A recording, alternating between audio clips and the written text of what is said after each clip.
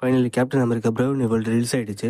இந்த படத்தை பொறுத்த வரைக்கும் வழக்கமாக வர மார்வல் படங்களுக்கு இருக்கிற ஹைப் இந்த படத்துக்கு சுத்தமாக கிடையாது. அதுக்கு காரணம் நம்ம ஊரில் சரியாக ப்ரமோட் பண்ணுறதுனால தான். அது மட்டும் இல்லாமல் நம்ம ஊரையும் தாண்டி மற்ற ஊர்லேயும் சரி மற்ற நாட்டிலையும் சரி இன்டர்ஸ்டெல்லர் வந்து எல்லா இடத்துலையும் ஹவுஸ்ஃபுல்லாக போய்கிட்டு இருக்கு. இதனால இந்த படத்துக்கு சுத்தமாக ஹைப்பே இல்லாமல் தான் இருந்தது. அப்படி இருக்கும்போது ஒரு மார்வல் கன்னியா இந்த கேப்டன் அமெரிக்கா படத்தை பார்த்தே ஆகணுங்கிற கட்டாயத்தில் நான் இருந்தேன். அதுக்காக தான் இந்த படத்தையும் நான் போய் பார்த்தேன். படம் போய் தேட்டரில் பார்த்ததுக்கு ஒர்த்து மக்களே. இது ஒரு மார்வல் படம் சொல்கிறத விட ஒரு ஜான்விக் ஸ்டைலில் இருக்கிற ஒரு சூப்பர் ஹீரோ படம்னு சொல்லலாம். ஏன்னா அந்த அளவுக்கு ஆக்ஷன் சீக்வன்ஸ்லாம் பட்டையை கிளப்பியிருந்தாங்க.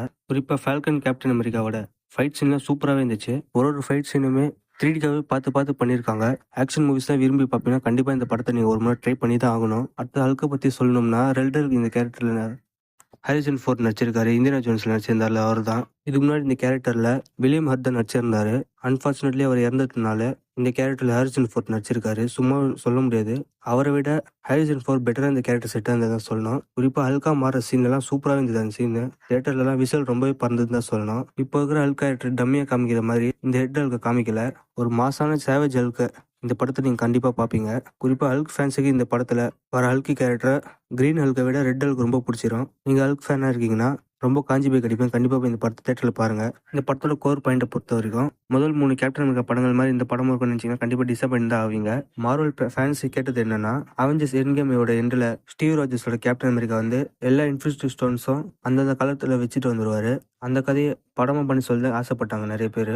ஆனா இவங்க கொடுத்தது இந்த மாதிரி கேப்டன் அமெரிக்கா தான். இந்த கதைகளத்தை பொறுத்த வரைக்கும் ஆல்ரெடி ஃபால்கன் கேப்டன் அமெரிக்காவை ஜஸ்டிஃபை பண்ணிட்டாங்க. அப்படி இருந்தும் இந்த படத்துல வச்சு ஓவரா ப்ரொபோகண்டா பண்ணிட்டாங்க. அதனால படம் ஃபர்ஸ்ட் ஹாஃப்ல எடுபடவே இல்லை. ஆக்ஷன் மட்டும் இந்த படத்தை ரொம்ப காப்பாத்திச்சு. அதனால இந்த படமே பொலிச்சிச்சுன்னு சொல்லணும். அப்புறமா இந்த படத்தை எடுக்க ட்ரை பண்ணும்போது ஸ்டார்டிங்ல நியூ வேர்ல்டு ஆர்டர்ங்கிற டைட்டில் தான் வச்சாங்க. அதுக்கப்புறம் சில பொலிட்டிக்கல் இஷ்யூஸ் வந்ததுனால இதோட டைட்டில் சேஞ்ச் பண்ணி எடுத்த முழு படத்தையும் கட் பண்ணி திருப்பி ரீஷூட் போய் இந்த படத்தை எடுத்து இப்போ ரிலீஸ் பண்ணியிருக்காங்க. அந்த படத்தை நிறைய மார்வலோட கிரியேட்டிவ் ஹெட்டுக்கெல்லாம் போட்டு காமிச்சாங்க. அந்த படத்துக்கு நல்ல மிக்சட் ரிவ்யூ வந்ததுனால அந்த படத்தை அப்படியே தூக்கி போட்டு திருப்பி 4 மாசம் ரீஷூட் போய் அவசரமா எடுத்துருக்காங்க. படத்தோட ஸ்கிரீன்லேயே தெரிஞ்சுது. இப்படி இருக்கும்போது இந்த படத்தை யாருமே கேட்கல. இது காதோட காலை வச்சு முடிச்சுட்டு விடுறத விட்டுட்டு நம்ம காலையில் வீணாக கட்டுறாங்கன்னு சொல்லணும். ஓவராலாக இந்த படத்தை பொறுத்தவரைக்கும் எக்ஸ்ட்ராடனரியாக வர வேண்டிய படம் ஆவரேஜான படமாக வந்திருக்கு. இருந்தாலும் ஒரு முறை தியேட்டரில் போய் பார்க்கலாம். ஓகே கைஸ், நீங்கள் இந்த ஆல்ரெடி இந்த படத்தை பார்த்துருந்தீங்கன்னா உங்கள் ஒப்பீனியன் கமெண்ட் சொல்லுங்கள். வீடியோ பிடிச்சி லைக் சப்ஸ்கிரைப் பண்ணுங்கள். Bye guys.